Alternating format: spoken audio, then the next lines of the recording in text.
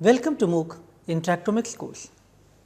In today's lecture, we will talk about applications of protein microarrays. The protein microarray technology has potential to one of the integral tools in proteomics field. Due to the enormous potential in diagnostic and drug discovery, these high density protein arrays, which are printed on the glass arrays, have been used for proteome wide screening. Whether it is human, yeast or different type of bacterial species, these wide variety of microarrays have shown different applications and its potential for high throughput studies. In today's lecture, first I will give you an overview of protein microarray technology, which we have already discussed in great detail in the previous lecture. I will then provide you an overview of how to perform protein microarray based experiment and how can it be applied for biomarker screening studies. After discussing the overview and general strategies for protein microarray experiments, we will then talk about different applications in the form of case studies.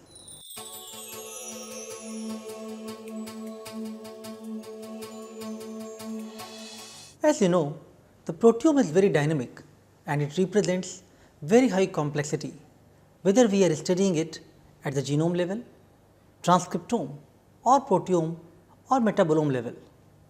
That is why proteomics on one hand aims to study the various types of biological problems. Simultaneously, on other hand, researchers are trying to integrate various types of omic technologies so that a robust high throughput platform can be generated to study the dynamic proteome. As you can see in the slide, these dynamic proteome are very much linked with physiological actions happening in the biological systems, and that is why we need to integrate many of these to obtain the comprehensive image of what is happening inside a living system. We want to study the proteins, but we cannot do that in isolation. We need to study them in high throughput manner by identifying to whom they interact and work as a part of team player of a complex signal transduction cascade. To answer many of the questions, protein microarray platform as well as some of the other techniques have been generated and shown potential for high throughput applications. In previous lecture, I provided you an overview of different type of protein microarray technology. We discussed both abundance based and function based protein microarray platforms. We have talked about different type of labeling, which includes direct labeling, sandwich assay type of technology. We also talked about reverse phase protein arrays and then discussed different ways of making functional based protein arrays. It includes immobilizing the proteins which is purified or peptide fusion with the tag, as well as different type of cell free expression based approaches.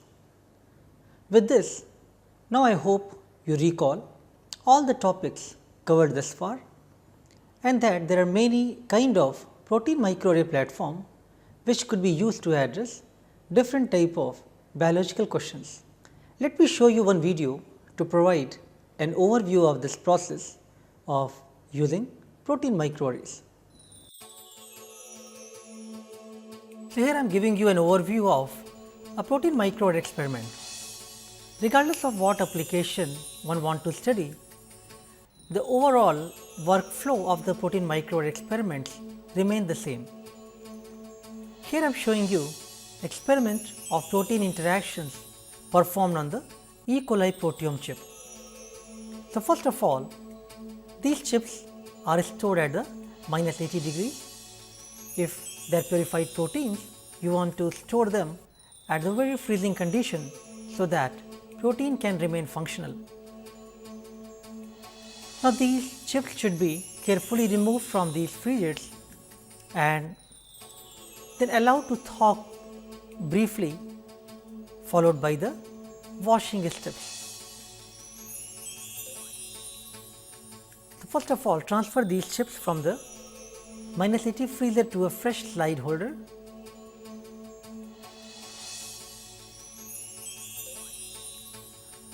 After these chips are thawed briefly at the room temperature, then one can either directly block it in the blocking solution or use the PBS tween for brief rinsing.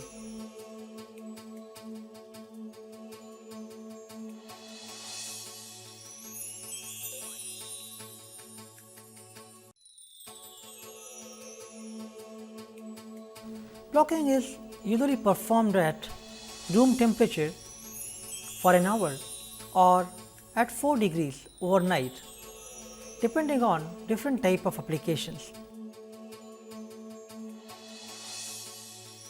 PBS and milk or super block or BSA are commonly used blocking solutions. One can typically use even a pipette tip box or a small box with approximately 30 ml or 50 ml of the blocking solution. Dip the microarray slides inside the solution .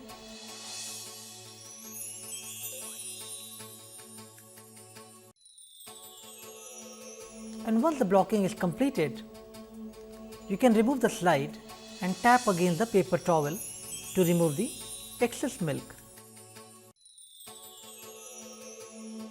While performing the blocking experiment or blocking step, make sure continuously mix the slide even if you are preparing the entire set.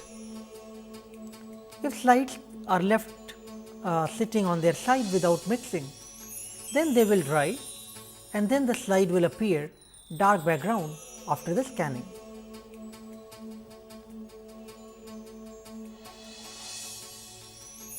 After thawing steps are completed,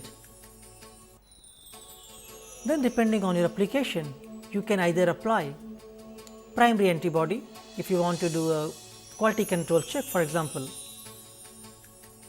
or one can use a query protein, for example, if you want to study the protein-protein interactions.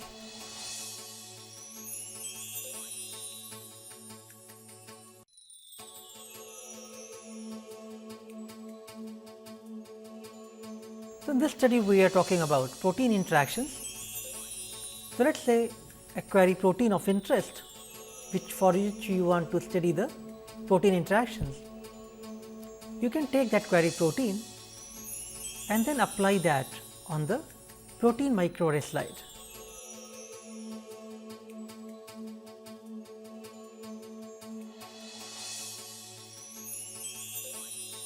After addition of this query protein, you need to cover it with the cover slip and incubate it at the room temperature for an hour, or one can optimize this incubation condition depending upon their experimental requirement.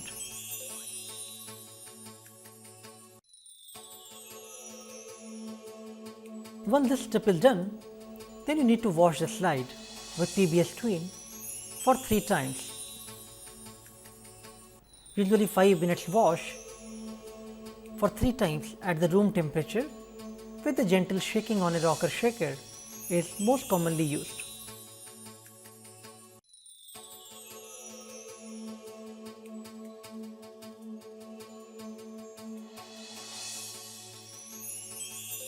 In the microarray experiment, one need to ensure the proper washing and gentle shaking throughout various steps to ensure that the slides are washed very neatly. Otherwise, you will see very high background on the slides.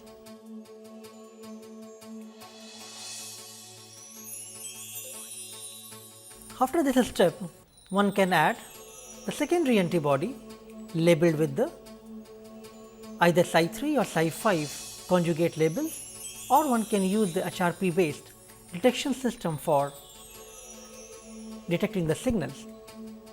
But prior to this step, one need to dry the chip by centrifugation. So, rinse the slides quickly and then centrifuge it to dry it, or one can also use the compressed air for drying these slides. Once the slides are dried, then they can be scanned at the appropriate wavelength.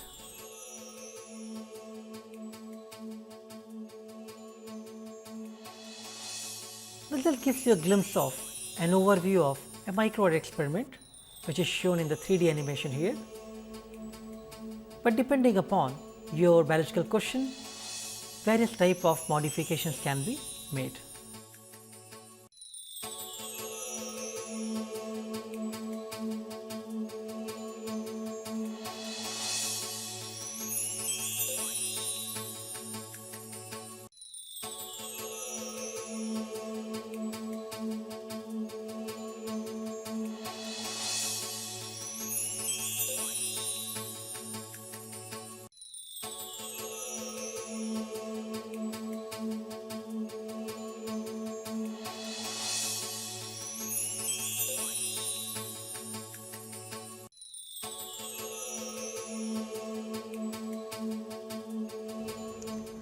After giving you an overview of protein microarray experiment, let us now talk about protein microarray based applications.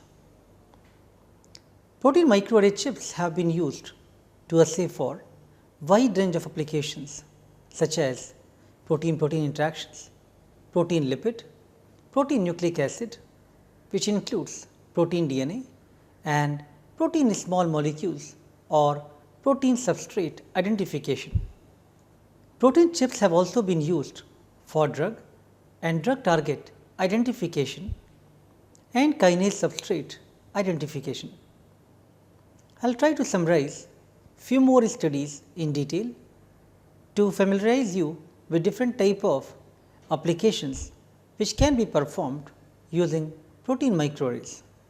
Protein microarrays have been widely used for biomarker identification and protein-protein interactions, as well as different type of protein modifications. As you can see in the slide, the protein interaction network, transcription regulation, DNA damage repair, antiviral response, drug target identification are various type of applications which researchers have tried using protein chips. Similarly, studying the kinase networks, the dynamic functional regulation, as well as studying protein turnover and protein modification have been used on protein chips. Let us first discuss biomarker detection. This is one of the most commonly used applications which researchers have tried using protein arrays. Because the clinical samples are very precious, very limited, and you usually do not have access to the large volume of clinical samples. So, on one hand, you would like to study as many as protein possible, but at the same time you would like to use very small volume.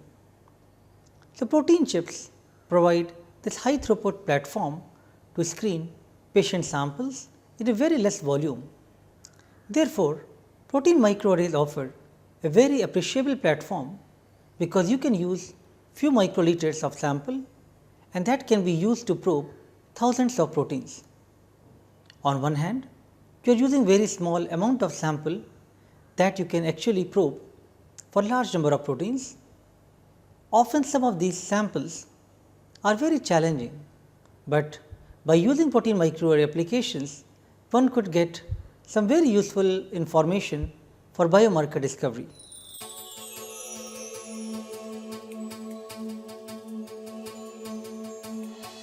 Let us start with case study first. Identification of differentially expressed proteins in ovarian cancer using high density protein microarrays.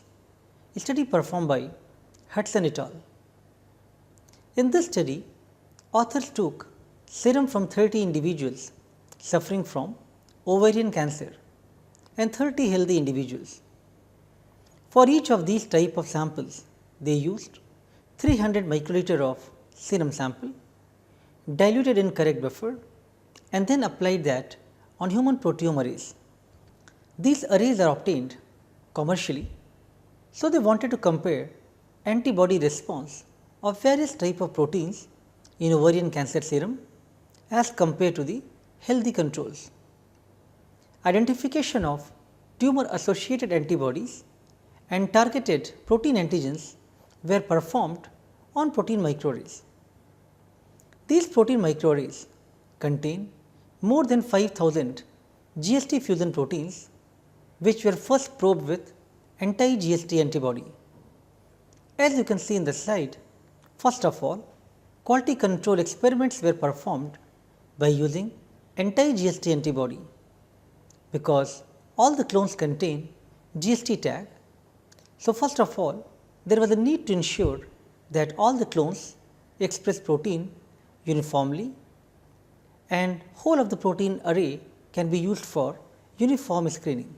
Now, once the quality control experiment is done, then you can start actual screening of large number of samples on these arrays for discovering biomarkers.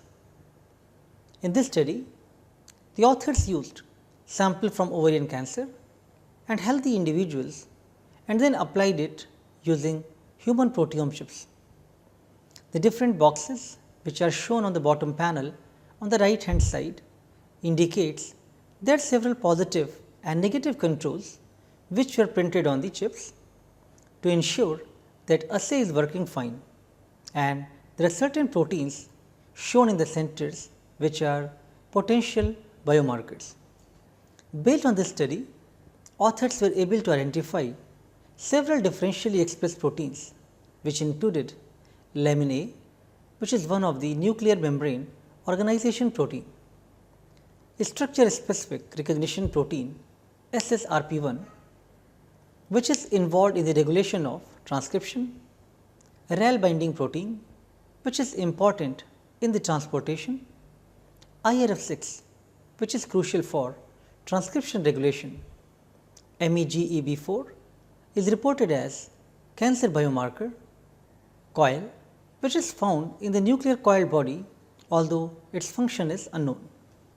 NOB1P, which is adenocarcinoma antigen, the function of this protein is unknown. CBLB, which is involved in signal transduction. By using high throughput approach, high throughput protein microarrays and screening for more than 5000 proteins, authors were able to identify several differentially expressed proteins.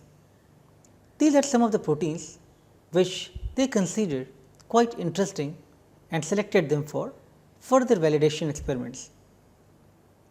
Once protein targets were identified, authors used immunoblot and Western blots to validate their findings. The protein sample of cancer and normal cells were analyzed by using immunoblot assays, and they used antibodies specific for lamin A or C and SSRP1 proteins. These proteins were considered interesting based on their proteomics findings. The lamin A and C were greatly elevated in cancer samples as compared to the healthy individuals, and it appeared quite interesting, although the Western blot analysis was performed by using healthy and ovarian patient samples, and then they used antibodies specific for lamin proteins as well as p53 protein. As you can see on the right hand side of this slide, the lamin A and C were probed by using Western blot. Similarly, p53 protein was probed by using anti-p53 antibody. So, these immunoblot assays were performed. The Western blot analysis confirmed and validated that the proteomic findings based on protein microarrays were quite relevant, and elevation of these proteins were validated by independent techniques. Now, further to the immunoblot assays, authors also used tissue microarray based analysis. So, the tissue microarray analysis of different stage of ovarian cancer was performed.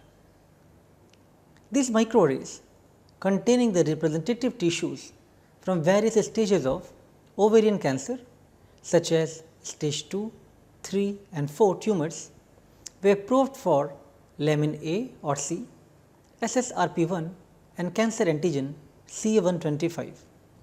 These results are shown in the slide, which is redrawn from the results presented in the manuscript. Lamin A and C shown in the top panel, SSRP1 shown in the middle panel and cancer antigen 125 shown in the bottom panel.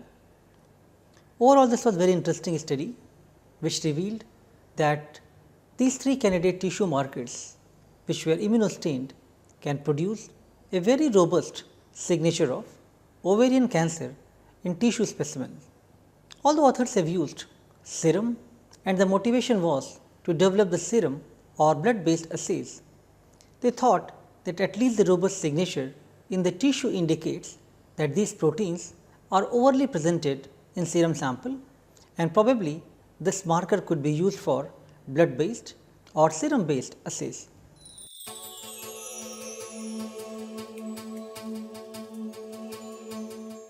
Let us now move on to case study 2, identification of novel serological biomarkers for inflammatory bowel disease using E. coli proteome chip, Crohn's disease and ulcerative colitis.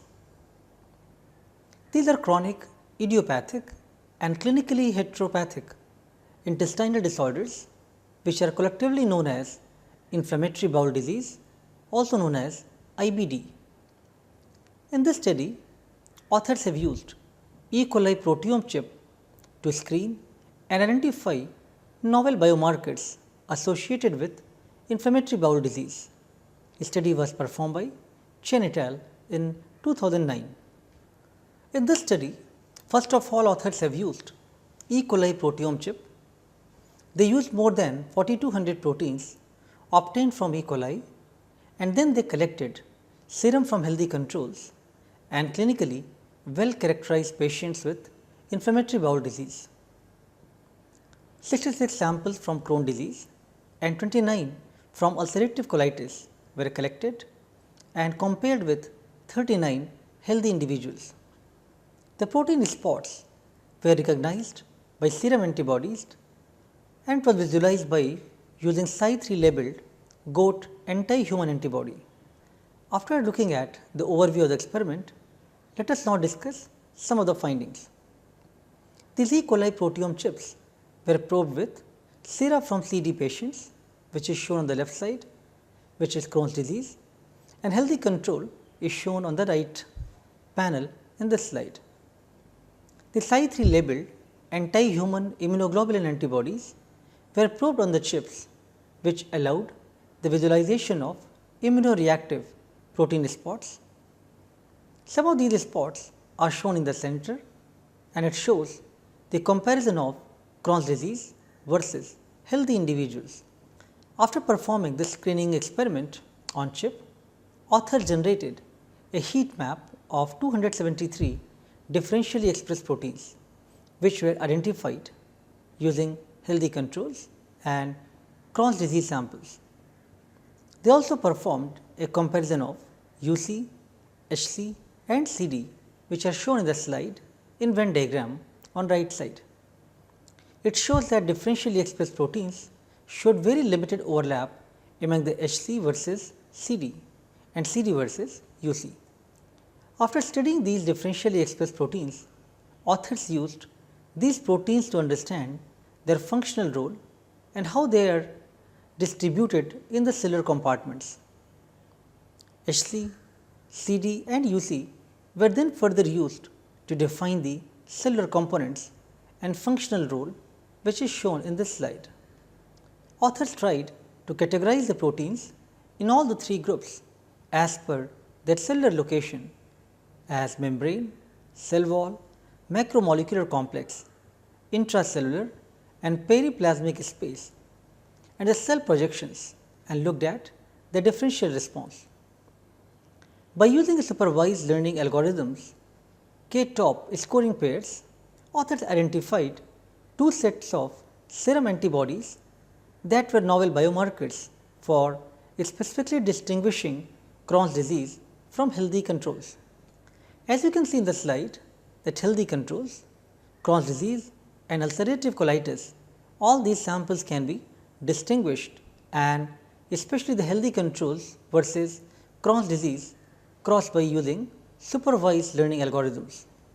After studying the application, one based on the biomarkers, another based on E. coli proteome chip, let us now look at few more examples of biomarker discovery in brief to give you an overview of different type of applications and data analysis which can be performed using protein microarrays.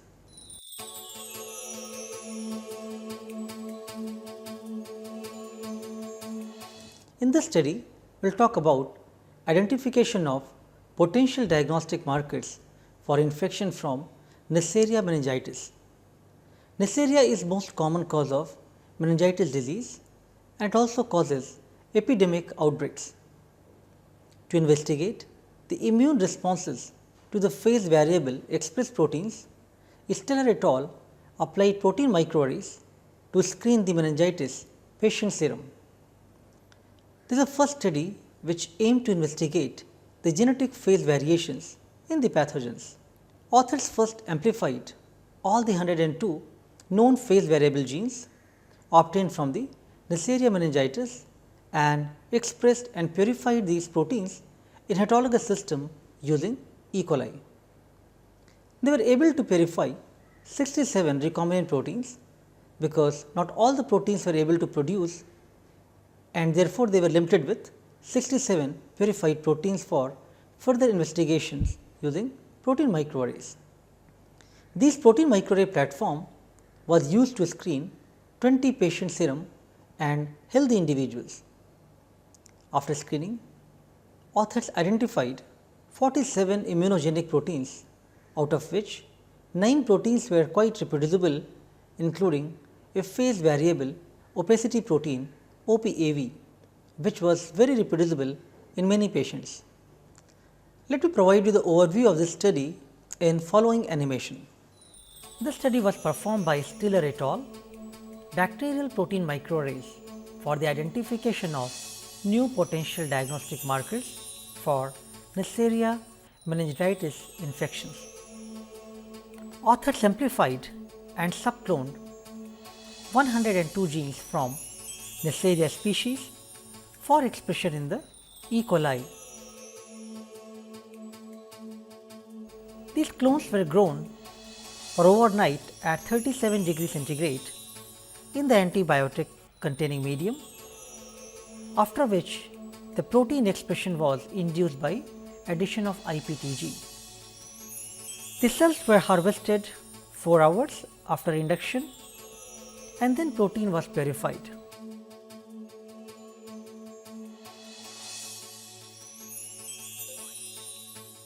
The proteins were purified based on the specific nickel anti-A binding. After various elutions were collected, these fractions were further separated on the SDS page gel to check the purity of these preps. This shows the SDS page separation of these proteins based on the molecular weight. Now, authors were successful in purifying 67 proteins, and then these purified proteins were further printed on the nitrocellulose coated glass slides by using a robotic printer. Once these protein arrays were generated, it was used to probe the sera from 20 convalescent patients by incubating it overnight at 4 degrees centigrade. After overnight step, array was washed with PBS and detection was carried out by using Cy5 labeled secondary antibody. The excess detection antibody was washed off, array was dried and then scanned by using a microarray scanner.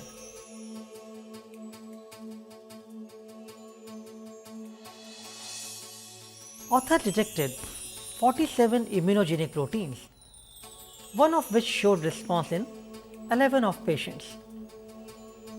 This protein microarray platform was successfully used for detection of several other disease biomarkers, and this is one of the applications which is shown in this animation.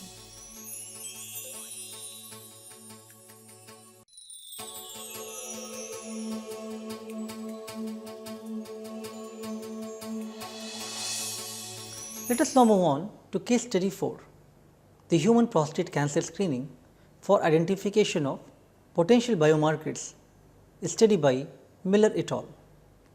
In this study, researchers used antibody microarrays containing 184 unique antibodies which were printed on microarray surface, and they used two different type of substrates containing polyacrylamide as well as poly-L-lysine coated glass slides, and further used to screen the prostate cancer patients for potential biomarker identification. In this study, authors used 33 cancer patients and 20 controls and obtained serum samples from these subjects and employed to study the abundance of various proteins present on microarray slide. They optimized different parameters for the measurement, and once these conditions were optimized, they used the microarray system for identification of various potential biomarkers. Investigators used robotically spotted 184 unique antibodies on polyacrylamide based hydrogels and poly-L-lysine coated glass slides, which they probed with sera from prostate cancer patients and healthy individuals. Let me use this interactive animation and show you the results obtained for the hydrogel slides. Authors used robotically spotted 184 unique antibodies on polyacrylamide based hydrogels and poly-L-lysine coated glass slides. These slides were probed with the sera obtained from the prostate cancer patients and healthy controls. Now, let me use this interactive animation and show you the results obtained for the hydrogel slides.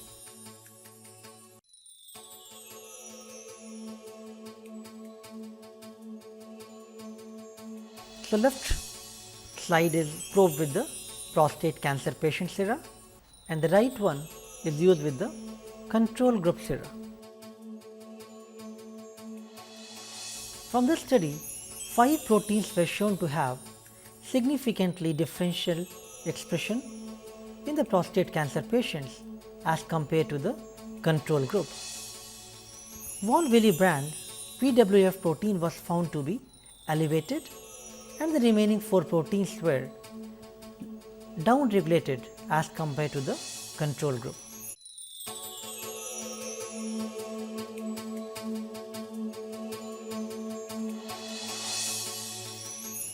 We will now move on to the final case study for today, which focuses on autoantibody screening in glioma serum samples, which was published by Syed et al. Glioma is a very aggressive brain cancer with great heterogeneity.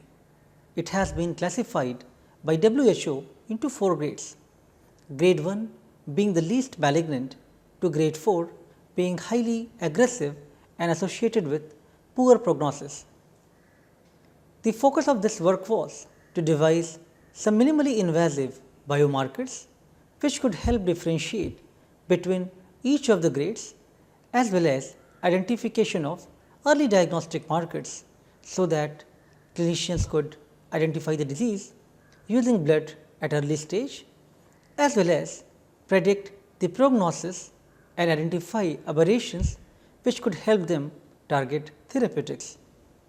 In this work, investigators used serum from 17 subjects with grade 2, 18 with grade 3 and 34 with grade 4 of glioma, and they screened using human proteome arrays or UProt arrays harboring over 17,000 unique proteins. The workflow of this study is shown in the slide, which is very similar to the one which we have discussed in case study 1. However, investigators here used different type of data analysis scheme. In this study, stringent quality control checks were performed. After data acquisition, quantile normalization was performed to reduce the technical variability. This normalized data was further subjected to dimensionality reduction techniques like correspondence analysis or CA. CA provides a shorter list of differentially expressed proteins that are statistically more significant. This data was then subjected to recursive feature elimination models such as support vector machine SVM to deduce a list of significant classifier proteins from this list. The study revealed panel of interesting proteins like IgG1, SNX1, they were upregulated, and PQBP1, I1 proteins as downregulated. The Sortin-Nexin1 or SNX1 is known to interact with EGFR and is highly relevant in gliomas. EYA1 protein has putative role in innate immunity, DNA damage repair, angiogenesis and cancer metastasis. IgG1 or immunoglobulin heavy constant gamma 1 protein may play a role in immune system evasion mechanisms. The polyglutamine binding protein 1 or PQBP1 binds to BRN2 and POU3 class of neural transcription factors, which inhibits the transcription activation of BRN2. BRN2 is known to be expressed in GBMs and associated with development of neural and glial cells. As you can see in these MDS plots, that the disease cohorts show a significant segregation from healthy and disease cohorts when these classifier proteins are applied. Apart from differentiation between great and healthy controls, the authors have also used the same platform to identify the predictive markers for better prognosis. It has been observed by the clinicians that if glioblastoma multiforme tumors occur in subventricular zone of the brain known as SVZ positive, the prognosis of such patients are poor as compared to the grade 4 tumor occurring outside the SVZ region or SVZ negative. Using similar data analysis strategies, the investigators here identified protein NED9, a protein which is involved in cell migration, as one of the differentiating protein for SVZ positive with SVZ negative. Mutations in a gene called isocitrate dehydrogenase IDH is also associated with better prognosis in glioma patients. So, patients with IDH1 mutation or IDH positive show better prognosis than those with IDH1 wild type gene.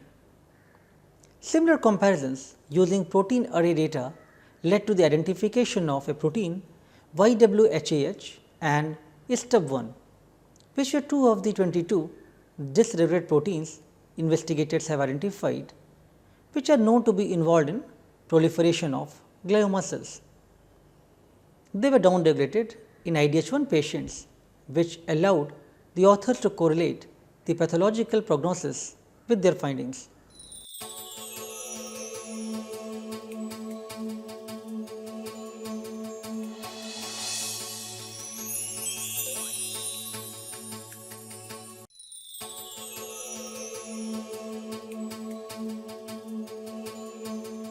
So, today we have discussed several examples how protein arrays can be used for variety of clinical research questions, especially pertaining to the biomarker identification. Considering the vast diversity of protein array types, each array can be used for multiple set of applications.